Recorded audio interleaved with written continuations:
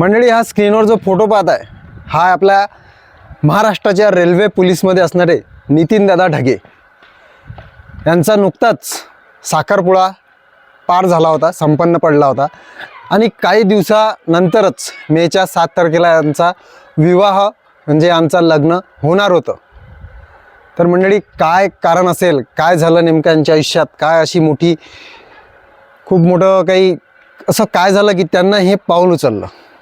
मंडळी, आज हे नितीनदादा आपल्यात तुमच्या आमच्यात नाही आहेत. यांनी नोकरी होती, चांगली पोलिसाची होती, लग्न विवाह होणार होतं, घरात चांगलं खुशीचं वातावरण होतं, लग्नाचा आनंदाचं जे वातावरण होतं तुम्हाला माहीतच आहे, 1-2 महिन्या अगोदर सुरू होऊन जाते. तेच वातावरण या नितीनदादाच्या घरात पण होतं.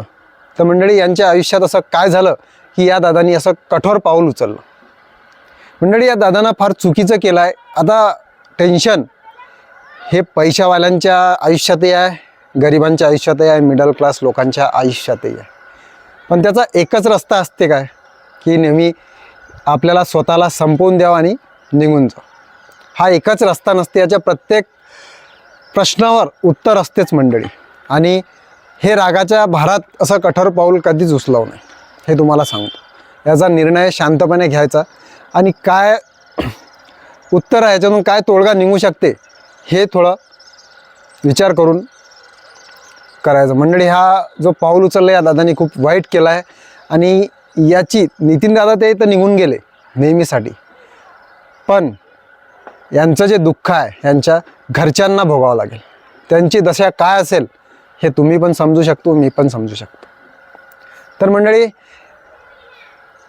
या प्रश्नाचं उत्तर तुम्हाला माहीत असेल तर तुम्ही कमेंटमध्ये नक्की सांगा नितीनदादाने हे पाऊल का उचललं आणि हे चुकीचं केलं की काय, हे तुम्ही या व्हिडिओवर या दादाच्या निर्णयावर तुम्ही कमेंटमध्ये 2 शब्द नक्की सांगा आणि हा व्हिडिओ जास्तीत जास्त शेअर करा.